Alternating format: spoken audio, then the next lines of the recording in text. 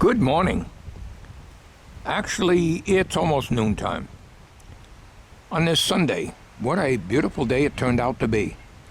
I would say it's very close to 60 now, and I've been working in the shop, and I've been leaving the door open with the heater turned off.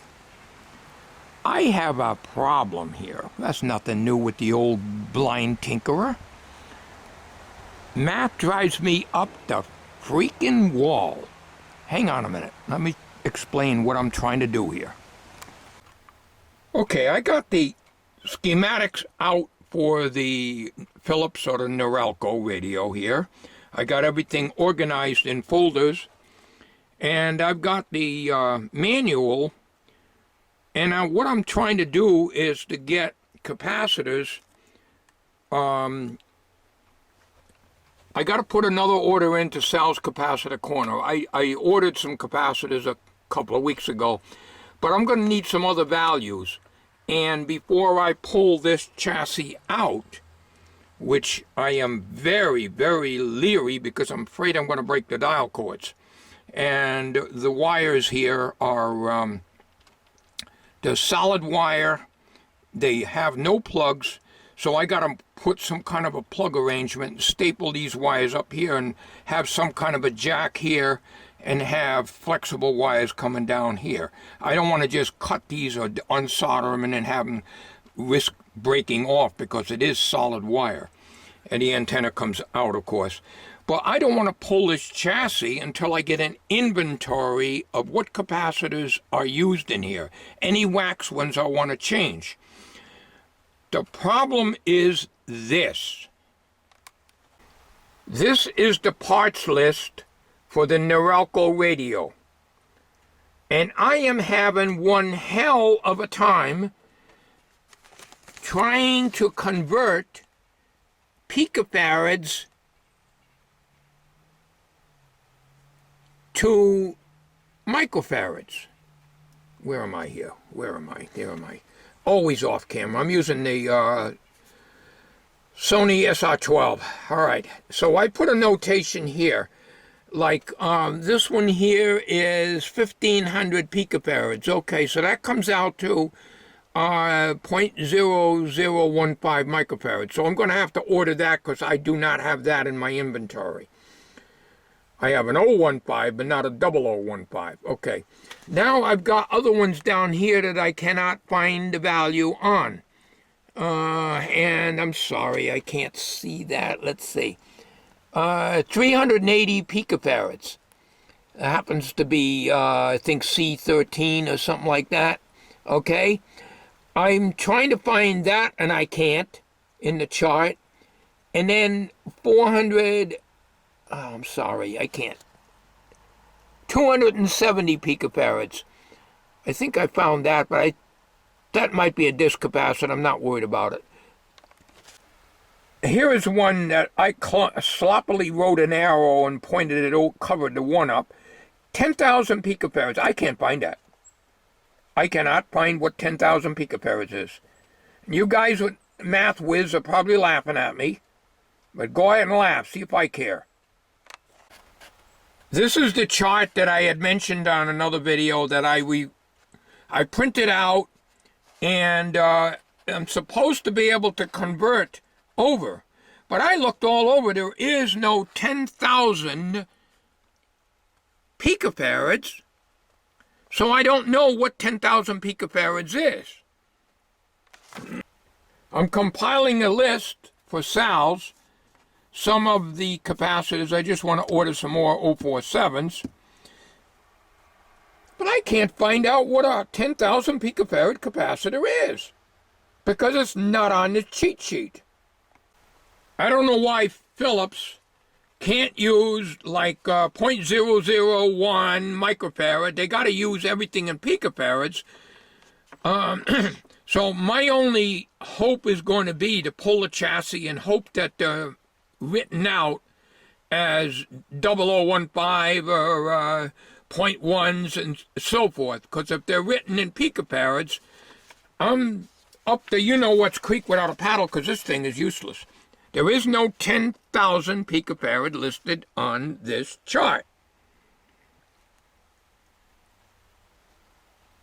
And this is page 1.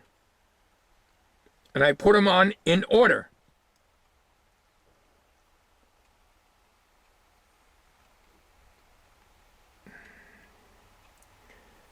It's like 15,000 picofarads. That comes out to 0.12. I have my reading glasses on. I can get, okay, yeah, 0.12. Okay, so, but that's not doing me any good. Then when I go down on the chart over here, where am I here? 150 picofarads, so it skips right over that.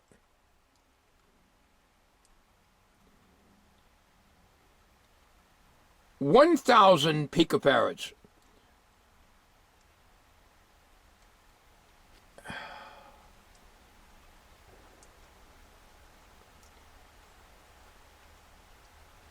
A 100,000 or 1,000, 1,000,000 picofarads. Oh man, this is driving me crazy. Now I'm going to show you the parts list. I'm not worried about 15 picofarads. I'm not worried about that. That'll be all ceramic disc most likely, or mica. I'm not worried about these low values here. Well, when we come up to here, all right, and we start getting into 1,000 picofarads and over that, all right, I managed to find out what a 1,500 picofarad is, okay? But these are the caps that are in the Norelco or the Philips radio. This damn thing would stop moving on me. This is the one I cannot find on my chart, 10,000 picofarads. The point of the arrow, I'm so damn blind I can't even write on something without defacing it, and I can't even read it. But take my word for it, there is a 1 right where that arrow's sitting. So I don't know what a 10,000 picofarad is. I got a 1,000 picofarad. I got a 4,700 picofarad. So I got to find out the values of all these caps before I put my order in to Sal's Capacitor Corner. And if you look over here, for instance, that's 2,200 picofarads. And from what it looks like A9, I don't know what that is. So a 99906/22. I don't know what that is. I'm not sure if that's the places where those caps are or not. I don't know. So I don't know how many of each one of these is in the radio. So now it's going to come down to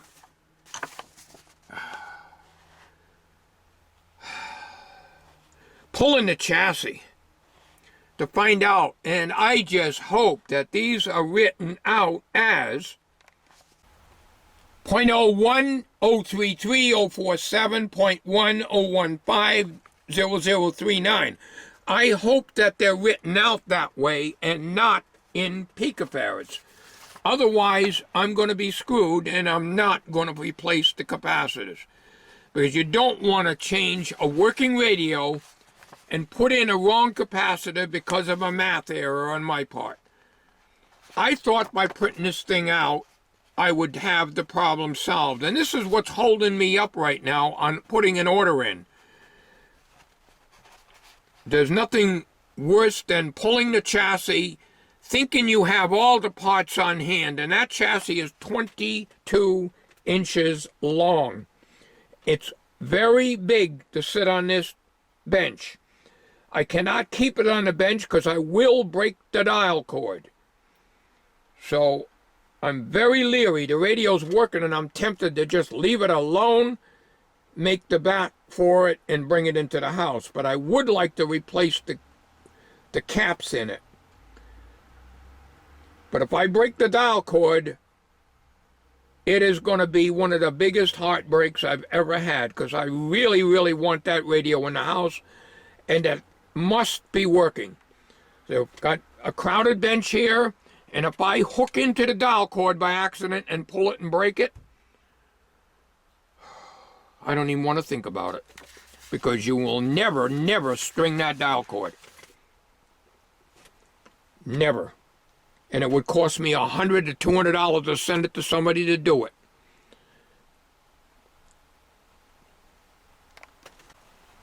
So that's where I'm at right now. The only other thing I can do is order every single capacitor that I don't have up here from Sal's, and I use the little yellow ones, you know, these jobs. Order every single value of these, and of this type also. And that's going to cost me quite a bit, because I'm going to have capacitors that I may not use. On the other hand, or leastwise, I may not live long enough to use them all, because I don't do that much radio restoration. The problem with this chart is, even though it says page 1, 2, and 3, they're not in numerical order. One column, it just jumps way out of range. So in other words, there's no 10,000 picofarad. Now my guess is 10,000 picofarad could be 0.01, it could be 0.1, or it could be 1 microfarad. I don't know. I'm sorry. I don't know my math. I'm stupid when it comes to math, and I've told you that before, and I get aggravated with myself. I'm sorry, that's me. So, if I can't, I guess I can go online and see what a 10,000 picofarad is, and then just jot it down on this thing, because it's not on here. I got plenty of room in the back here to do that, I guess. And another thing, too, is ordering pilot lights.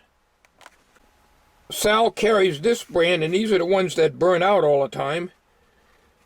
Number 47s. And other places that people have told me about, they're a lot more money.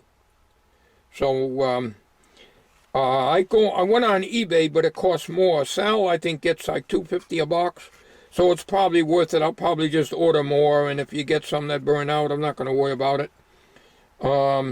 I need number 44s also. I don't have 44s. So when I put my order into Sal's, I'll order 44s also, and maybe using 44s instead of 47s. They're both 6 volt. It's just that 44s you take more current, but they will last longer. This box here came from my attic workshop, number 57. There's American-made Sylvania bulbs. And 12 volt, of course. But I got to order some 47s and 44s from Sal's. And I want to do all that when I put my cap order in. But I'm being held up because of the way they have the caps written out on the parts list. I have never seen a parts list where they write them out as picofarads unless they're really small values. But all the caps in this radio, and I think it might even use a 0.1, but I'm not sure because I don't know what 10,000 picofarads is, and I'm sure, as I said, the guys are laughing at me. What the hell's the matter with this stupid goat? Doesn't he know his math? No, I do not know my math. I am sorry. Tell me to move the decimal point over to the left, to the right, to up and down, or sideways, or triangular. Means nothing to me. I gotta be joking about this stuff, because you know what? You can't be serious all the time. And if I don't know something, as I said so many times, I'm honest about it. You know, I'm never going to claim that I know something. You know, it's disappointing on this probe here. That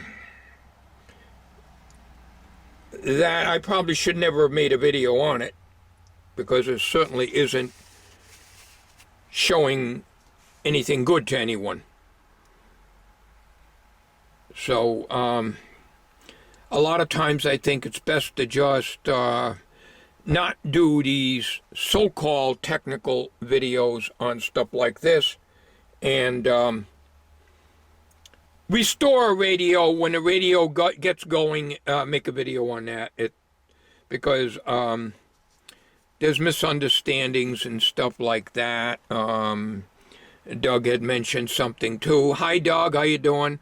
It's a 1N48 that I said, if you listen to me speak, and I repeat myself, and I guess people tune me out, I guess. It's not a 1N4148, it's a 1N48, which is obsolete, and I doubt it's available anymore. For the original probe that went into the ICO 147A when it was new, when it was made. So we have a beautiful day today. I'm sitting in my shop, the first time I unplugged the heater in months. So I'm sitting in the shop. I reorganized my schematics, and I have mixed diagrams and things that I printed off. You know, some of the circuits were designed by Jim Asbell. All these things from Uncle Dorkel, and all these circuits and stuff, all the mixed notations and stuff are in here now. And I have all these manila envelopes with diagrams of all my equipment and radios that I have worked on. And of course, I have a Norelco Philips folder for this radio. So that's where I'm at, folks. I need to get an order in to Sal's pretty soon, because it's going to take most radios use a lot of .047s, a lot of O1s, and there is a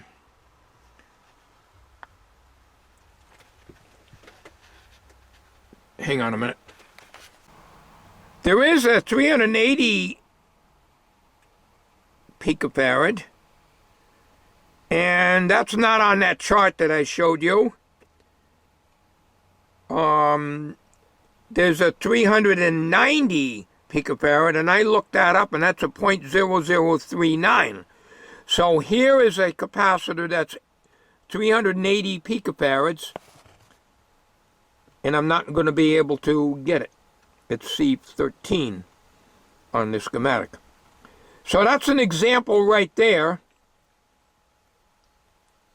It's not a standard value, and so it'll probably be left in the radio because I can't replace it. So this is what I'm up against, folks. 10,000 picofarads, I don't know what that is. 470 picofarads, I have not tried looking that up yet. 10,000.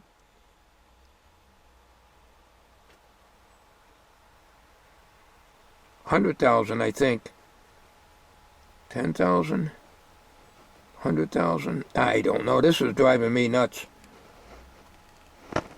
But you can see what I've got here. There's another 10,000. I don't know. I really don't know, folks. I'm spending a lot of time trying to decipher this, all because they don't mark this down as what I'm used to using. .0047, whatever it is, .1s, .2, .022, whatever. That's what I'm used to working with. I'm used to seeing picofarads in very, very small values, but not in values of the capacity of these sizes. Yes, I know there is a picofarad rating for them, but why do they have to use picofarads on the parts list? Well, it's not an American-made radio, so what can I say? Thanks for watching. Be doing other videos in the future. Not sure when though. Take care, everybody.